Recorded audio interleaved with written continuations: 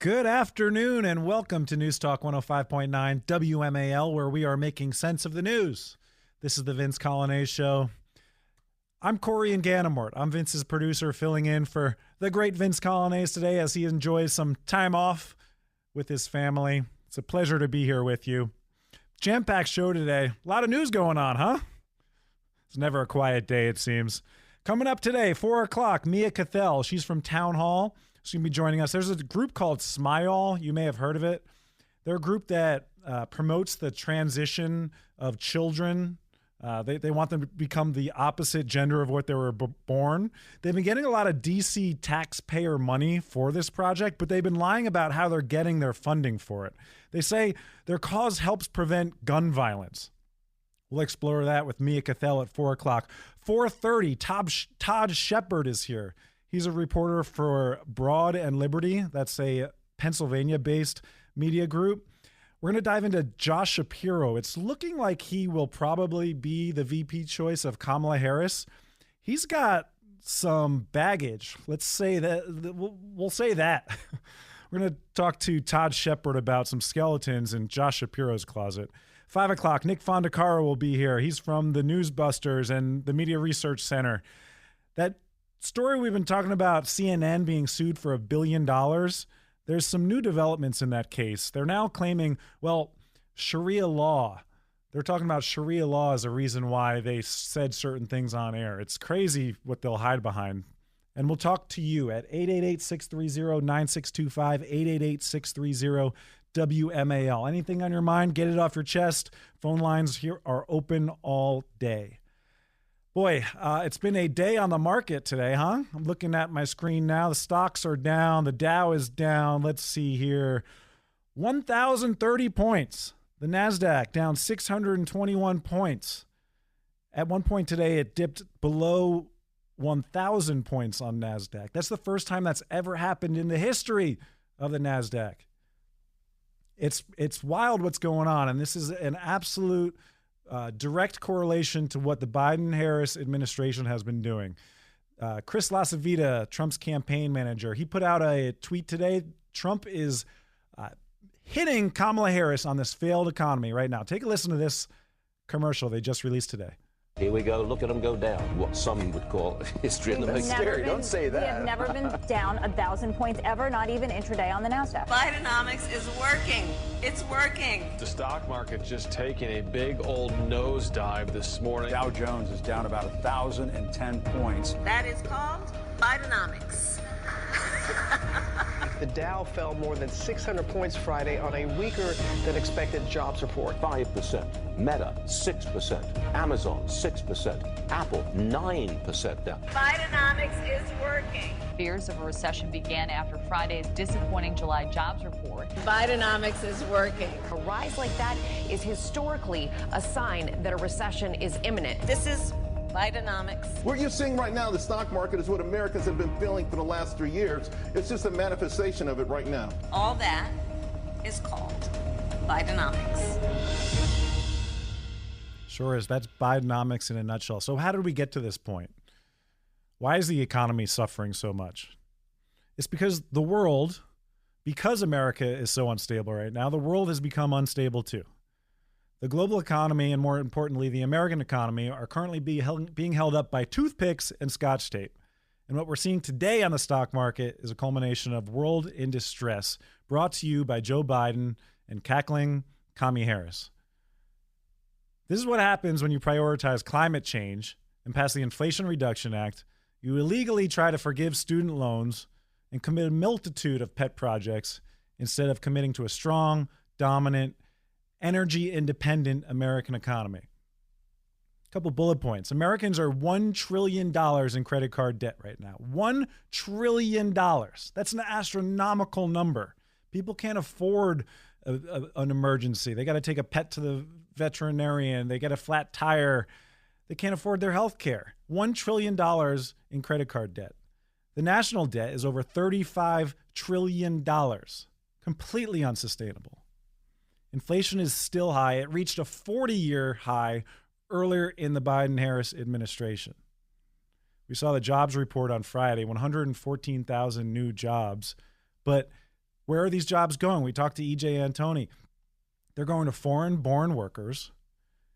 They're going to government employees, which is just adding to inflation because at the end of the day, your taxpayer dollar is paying for these people's salaries. And people are within that job number, 114,000 new jobs. A lot of it is a result of people working multiple jobs. And that's not even taking into account the fact that so many people are out of the workforce now, not even looking for jobs. So they don't even register in that number. The actual jobs numbers is horrible, but they're even worse than you can even see. The number just doesn't do it justice. Inflation is far outpacing wages, even though the Biden-Harris administration will keep saying wages are up, it doesn't matter. No, well, not when the cost of everything you buy costs way much more than you're making in addition. The dollar is losing value every single day. Meanwhile, they're trying to change the definition of what a recession even is. War is breaking out all across the world. And even just this weekend, Antony Blinken, he told members of the G7 during a conference call, it was last night, that Iran could launch an attack against Israel in the next 24 to 48 hours.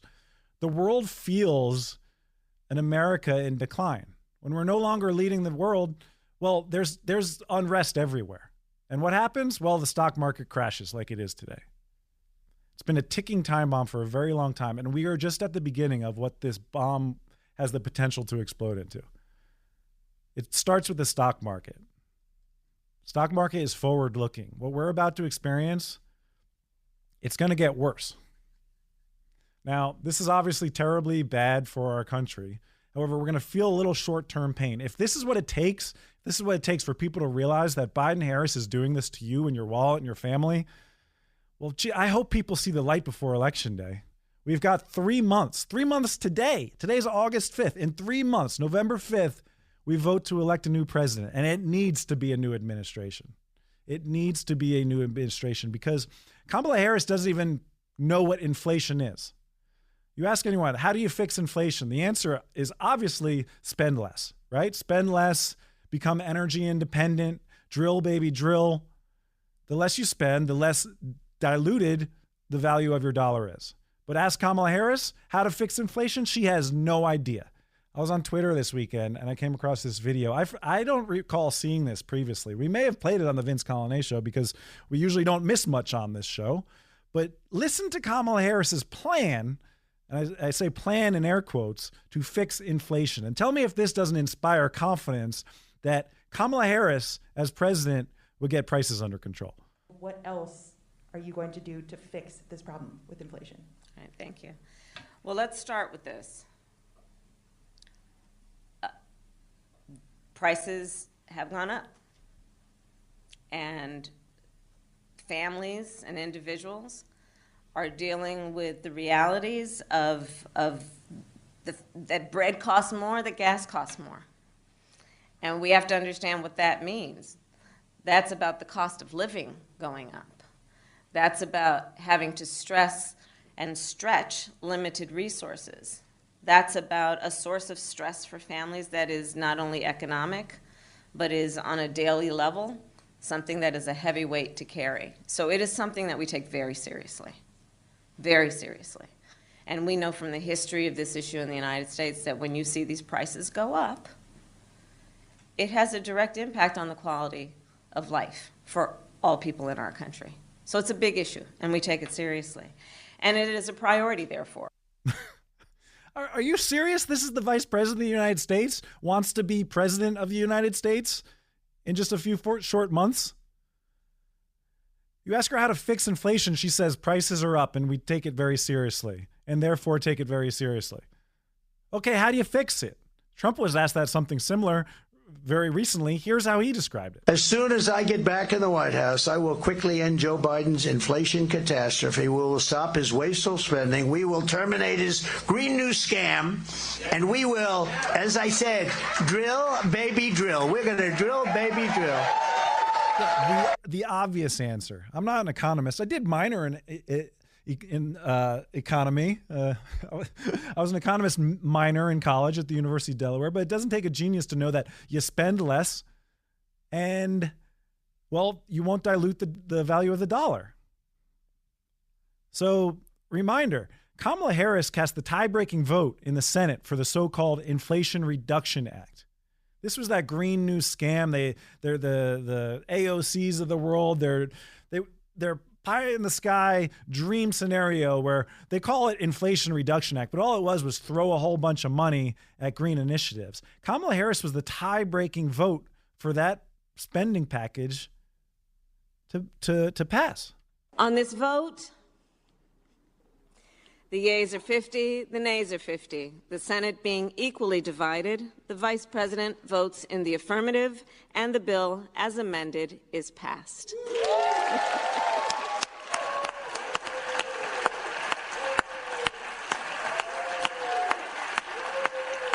So every time we feel the burn of the economy right now, and I'm looking at the screen now, stock market is down 1,094 points. Reminder, Kamala Harris, our border czar, was the tie-breaking vote to get all of the spending that this crazy Democratic Party wished for. She's to blame. She's the one. She has all sorts of crazy ideas how to fix the economy. Listen to her Green New Deal and all these other crazy ideas she wants to, quote unquote, fix the economy. If they fail to act as President of the United States, I am prepared to get rid of the filibuster to pass a Green New Deal. I am offering a Green New Deal that has been described as one of the most aggressive and progressive. Well, he's going to bring the Green New Deal up for a vote. Yeah, I will vote for it. It is a resolution. I believe that the underlying principles behind it are sound and important. What is the solution for voters who have jobs and interests in the fossil fuel industry? Giving the workers an ability to transition into the jobs of the future. Can we afford it? Of course we can afford it. It's not about a cost. It's actually very much about a cost. This future that Kamala Harris on the campaign trail always talks about is called looking forward, unburdened by what has been. Well, maybe our stock portfolios and our 401ks are unburdened by what is right now. Thank you, Kamala Harris. But we are living the future that she's dreaming of right now, today. And it's not good. Donna in Frederick wants to weigh on this. She's on line 2 right now, and she joins the Vince Coglianese show. Donna, thanks for calling. Hi, Corey. My pleasure. I'm actually speaking on behalf of my best guy who said living through what we're starting to see now is like living through the Hunger Games and the summer of all fears combined. And people need to really wake up and understand that when they use friendly things, like all these bills that they've passed that sound so friendly, they're always the opposite of their intent. They want to destroy our Constitution. And the sooner people wake up to that reality, the better off we're going to be. Yep, exactly. They name it something so that if you push against it, oh, well, you must be for inflation. It's the Inflation Reduction Act. How can you be against reducing inflation? It's all a game that they play. It's like just like Black Lives Matter. If you push against it, it's like, oh, you don't think Black Lives Matter? Well, no, actually, I just prefer if we don't destroy our cities, and if we don't agree with you, you won't burn our cities down and cause $2 billion worth of damage and murder upwards of 20 people in the process. It's crazy. They name these things. So that they're immune from criticism. But you're absolutely right. We're living in the Hunger Games right now. Mm-hmm. It's just a frustrating reality, and the only way to fix it is to vote them the hell out of office. Right, Donna? Absolutely. I'm with you 100%. Absolutely. Well, thank you for the phone call. Donna, I guess we'll talk to you soon. The show just started, so you won't be able to call in again, but it was great to hear from her so early in the show. If Harris wins this election, you will quickly have a Kamala economic crash. You're going to have a crash. You could also have a crash like in 1929, more specifically, because that's where we're headed. Yeah, that was Donald Trump on Saturday in Atlanta, Georgia, at a rally. Maybe he knew something was coming here. Well, the prediction came a little bit early. As I said, the stock market's down nearly 1,100 points right now. Donald Trump took to Truth Social. He said, of course there is a massive market downturn. Kamala is even worse than Crooked Joe. Markets will never accept the radical left lunatic that destroyed San Francisco and California as a whole. Next move, the Great Depression of 2024. You can play games. You can't play games with the markets. Kamala crash. And a lot of people are tweeting hashtag Kamala crash. J.D. Vance tweeted this out. He said, "This moment could set off a real economic calamity around the globe. It requires steady leadership, the kind President Trump delivered for 4 years. Kamala Harris is too afraid to answer media questions and cannot lead us in these troubled times." So what did Kamala Harris tweet? Kamala Harris? She hasn't tweeted anything. Nope. She hasn't tweeted anything. She hasn't done a press conference. She hasn't answered questions. She hasn't done a media interview since the 15 days it's been since the coup was completed and Joe Biden dropped out of the presidential race. She doesn't have to answer for anything. Instead, she's having the media do her work for her. This woman, Steph Knight from Axios, she tweeted, "I am not confident I would know how to check my 401k even if I wanted to." That's Axios. This is the same reporter who kept claiming that Kamala was never the border czar. So they're diminishing the effects of what's happening on the stock market right now. They're just pretending that it's not even a big deal and then mocking people who are pretty concerned right now. Report out of Breitbart and other news outlets says Antony Blinken is warning allies that an attack on Israel from Hezbollah or Iran could come as soon as today, as Monday.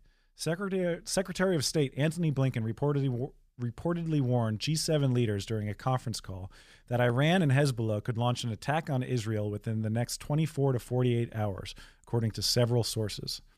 3 people who were given information regarding the call told Axios that Blinken told leaders of G7 countries that the U.S. government believes Iran and Hezbollah will retaliate in response to the deaths of Hamas's political chief Ismail Haniyeh and Hezbollah's second-in-command, Fuad Shakur. So there you go. This is all a result of Kamala Harris, Joe Biden, Antony Blinken trying to win over the Hamas crowd in Dearborn, Michigan. They're not standing strong with Israel. They're showing weakness to our allies, weakness in the world, and therefore, well, Iran is feeling emboldened. Because there is no leadership in the United States. Therefore, there is no leadership in the world. It's making a much, much more dangerous place. I said we'd get to your calls this last segment. I promise you, right after this break, we'll get to you. Steve, D, Cam, Tony, stay on hold. We'll get to you soon. Welcome back to News Talk 105.9 WMAL, where we are making sense of the news. I'm Corey Inganamort, filling in for Vince Coglianese today. Thanks so much for joining. 4 o'clock, Mia Cathell will be here from Town Hall. We're going to talk about Smile and what they're using taxpayer-funded money on. Yeah, it's not a good thing. Todd Shepard will be here. He's from the Broad and Liberty media outlet. We're going to talk Josh Shapiro. He's got some skeletons in his closet. We're going to go dig a little deeper into that closet, learn more about it. Nick Fondacaro will be here at 5 o'clock. He's associate editor at the Media Research Center and Newsbusters. We're going to talk about this big billion-dollar lawsuit headed CNN's way. And we'll talk to you. 888-630-9625, 888-630-WMAL. That is the number that Steve has called. He's calling in from Ashburn. He's on line 4, and he joins the Vince Coglianese Show. Hey, Steve. Good afternoon, Corey. You are doing an excellent job on both sides of the equation in Vince's absence. So thanks for stepping in. Thank you. This is a target-rich environment, so it's difficult to pick the things, but I'll pick 2 both on economics. Thanks for having EJ Antoni on. My question for you and for him would be, all these so-called experts who are shocked about the job numbers being so much different than what they forecasted. Who are these people? If we're dealing with experts to make the important financial decisions, these people are just like a weatherman who forecasted sunny skies and we got 4 inches hail. They should be fired. Who are these people? You're right. That's a great point. It's not EJ, I promise you, because I read his predictions and he's almost always correct. The White House wants nothing to do with EJ. I promise you that, because they're going to tell the White House the truth. That's why.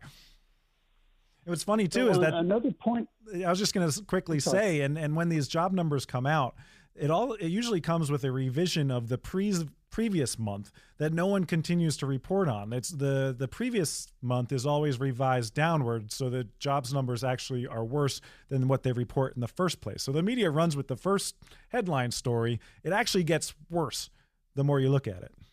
Go ahead, Steve. It does, but we have short memories. So to that, there are a couple of books that are out. One is called Economic Policy for Future Presidents, and there's a book called Physics for Future Presidents.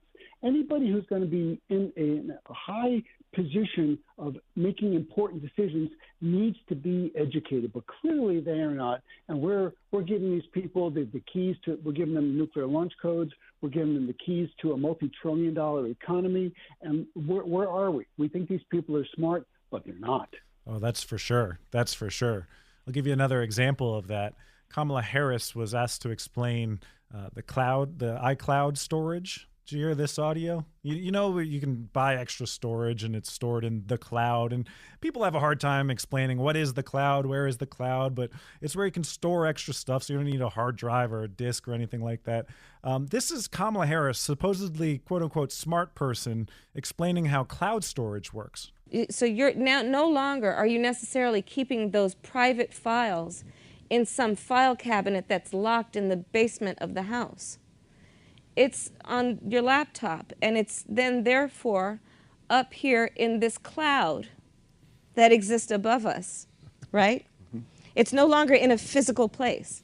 And when she says this cloud, she is literally looking up, pointing to the sky as if her files and her documents are in that cumulus cloud that came by yesterday and dropped some rain on us. No, actually, it's not there because 70% of the world's internet traffic goes through data centers in Ashburn. That's where most of them are. So don't be pointing up to the sky. I can point down the corner. The last thing about Kamala I would like to say, Corey, and thank you, is that I have a name for her. I didn't get a chance to talk to you on Friday. Want to hear it? I would give her the name of Alamac, which is Kamala backwards, because she has completely flipped on most of her key policies, whether it's economic or national security or just about everything else. So, yeah, I like that. Alamac. That's how you say it. Alamac. Alamac. That's all right. Backwards. Because she changes hold positions. Hold that up to the mirror, and that's what you get, except the K and the L look kind of funny when you hold them up to the mirror. Awesome. Well, thank you, Steve, and thanks for calling the program. Dee is in New Jersey on line 2. Dee, welcome to the Vince Coglianese Show. Hi, Corey. Thanks for taking my call. You know, I was thinking about it this weekend when I saw somebody on a clip that said when she was asked about Kamala's or VP Harris's views on fracking and taking guns away, and then this surrogate said, "Oh, she changed her mind." Right. You know what I'm thinking? They ran Harris in 2020. She put all this radical stuff out there, and she didn't get any movement on it. So what did they do? They made her VP, and then they pulled Joe and just stick her in the as a candidate. Yep. So, you know, Obama's all over this. If you look at her background, she was brought up by a lot of Marxists. I mean, we got to get these commies out of our government. It's ridiculous. Yeah, Dee, you're absolutely right. Kamala Harris's positions were so unpopular back when she ran for president the first time in 2020 that she didn't even make it to Iowa. Not a single person got to vote for her because her positions were so unpopular. And she's on record of having them all. For example, banning fracking. She was in support of that. And now she's been hidden in this White House because somehow Joe Biden, the walking zombie, makes more sense than her. They want to hide her, and her positions have never really come to light. And now she's on a campaign trail. She hasn't taken a question or a press briefing or a media interview in 15 days since the coup was complete. They're trying to erase her history entirely. You go to Wikipedia, they're deleting all of her policy positions. Politico's covering for her. And she never even has to tell you that she flipped positions. She's just having her media surrogates do it for her. It's all dystopian. And she didn't get a vote. She didn't get a primary vote. Amazing. And they're saying, oh, they got to save democracy. Don't vote for Trump. It's amazing what they're doing. And young people, we got to put civics back in school. Yeah, they have no idea what our Constitution is. They don't know about communism. It's scary. It sure and is. You know what? I'm old. I don't care about myself. I got one foot in grave, one on a banana peel. But I got young nieces and nephews. They're 6 and 7. What kind of country are they going to grow up in? Absolutely. We got to get out. And that's all that J.D. Vance is saying, too, when he's saying, why are we leaving it up to childless people to determine the future of our country? He's taking a lot of heat from that. But his point is that we need to have a stake in our future to really, really care about it. I look in Virginia. You got that guy running for a school board. He's married to a man, has no kids, and he's teaching gender ideology in classrooms. Well, why? Why do you care so much about children's education when you don't have children who are going to learn from it? You're trying to change the entire curriculum. Why? And they say J.D. Vance is weird. Because they say he's weird because they have nothing else to attack him for. Literally nothing else to attack him for. And when you're miserable, you'd prefer other people to be miserable along with you. Look at Pete Buttigieg. Now that's a normal family, 2 boys and two kids. It's like, stop already. Yeah. No, I hear you, Dee. Well, thank you for the phone call. They got the left. Speaking of J.D. Vance, they got this new attack on him. He was doing an interview with the Nelk Boys. It's a popular podcast. I've seen bits of it, but he was describing his conversation with Donald Trump when he got the phone call that he was chosen to be VP. And his son was in the background talking. And J.D. Vance said to the podcasters, he said, and I was like, shut the hell up. That's what he said to the kid. And now the big leftist freak out. There's an hour-long interview. They cling to this one phrase. He said, I was like, shut the hell up. And when you say like, by the way, it doesn't mean you actually said this. But, oh, my God, who would say this to a child? Jamie Harrison, in what world do you say to a 7-year-old, shut the hell up? This is such a weirdo and a sociopath. That's what he said, because they have nothing to attack him for. Let me play that audio for you real quick. This is the left's new talking point. I'm so glad she has made freedom the theme of her campaign, because I think in so many... Whoops, that's the wrong audio. I'm going to get back to that. Sorry about that. I played the wrong audio, but I thought I summarized it pretty well. Donald Trump is doing a bunch of the podcasts right now and some live streamers. Right before I sat down for the show, he was on with a guy named Aiden Ross. Again, a guy I don't really know too much about, but he's got 2.5 million Twitter followers. Take a listen. He was talking about the NABJ conference that he did, the one where Rachel Scott was berating him for somehow being a racist.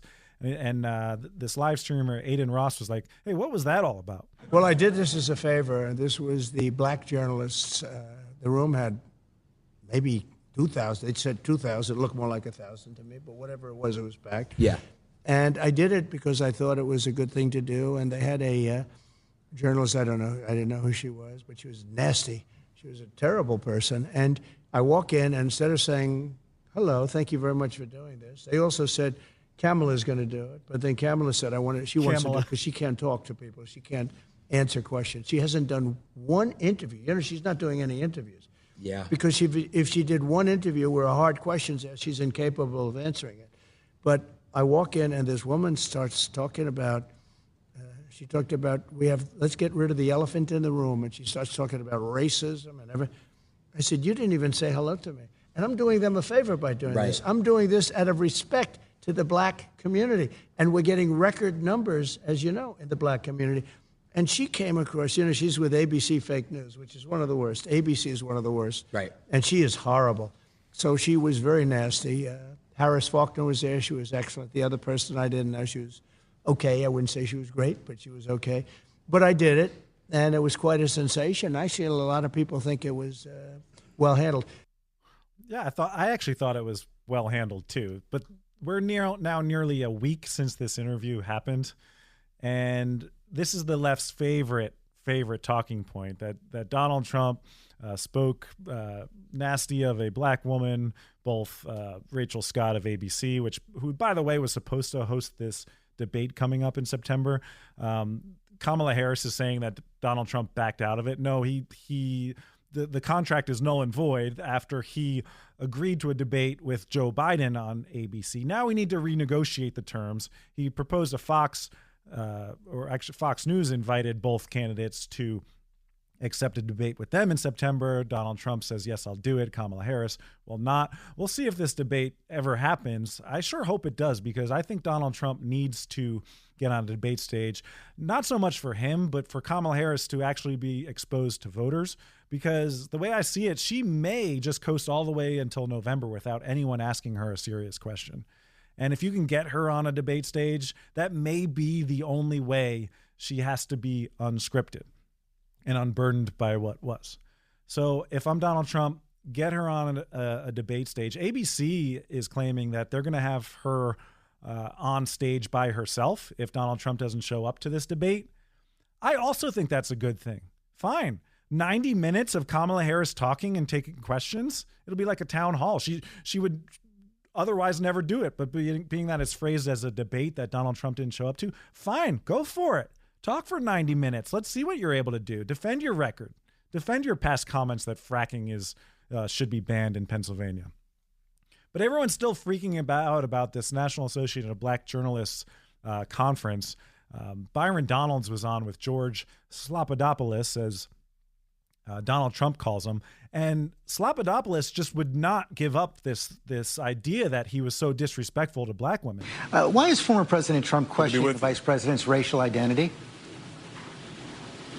Well, first, George, in Chicago, he was responding to a question from, I believe, Rachel Scott. Like, this is really a phony controversy. I don't really care. Most people don't. But if we're going to be accurate, when Kamala Harris went into the United States Senate, it was AP that said she was the first Indian-American United States senator. It was actually played up a lot when she came into the Senate. Now she's running nationally. Obviously, the campaign has shifted. They're talking much more about her father's heritage and her black identity. It doesn't really matter. The president mentioned it. What he also talks about far more frequently is the fact that Kamala Harris is the person who created this massive inflation, which is destroying black families, white families, Hispanic families. It's her failure as border czar that has left our southern border wide open, more than 10 million illegal immigrants coming into our country, record fentanyl coming into our country, which has killed more Americans than at any other point in the history of our country with respect specifically to fentanyl, and the fact that she and Joe Biden have unleashed one of the worst foreign policies in the history of our country that has us on the verge of World War III. That is Kamala Harris's record. President Trump talks about that frequently, but yes, he did mention it in Chicago in response to a question from Rachel Scott. And you just repeated the slur again. If it doesn't matter, why do you all keep questioning her identity? She's always identified as a black woman. She is biracial. She has a Jamaican father and an Indian mother. She's always identified as both. Why are you questioning that? Well, George, first of all, this is something that's actually a conversation. And it goes on and on and on. And George Slopadopoulos keeps saying, well, you repeated the slur. You repeated the slur. I didn't hear any slurs. Did you hear any slurs? You can't give it up. And don't tell George Slopadopoulos that CNN just ran a segment.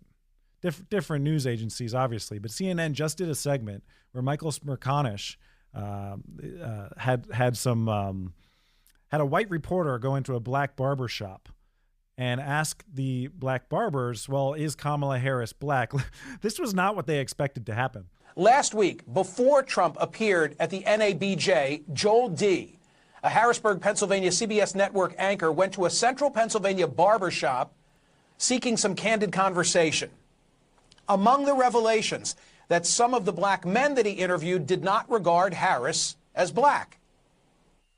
Is Kamala going to make you a little more likely or less likely to vote Democrat? Well, hold on, first, Ray, hold on, Ray. Is Kamala black, yes or no? I'm going to let her speak on that. But to me, no. Oh, is Kamala black, yes or no? I share that same view. Wow, is Kamala black, yes or no?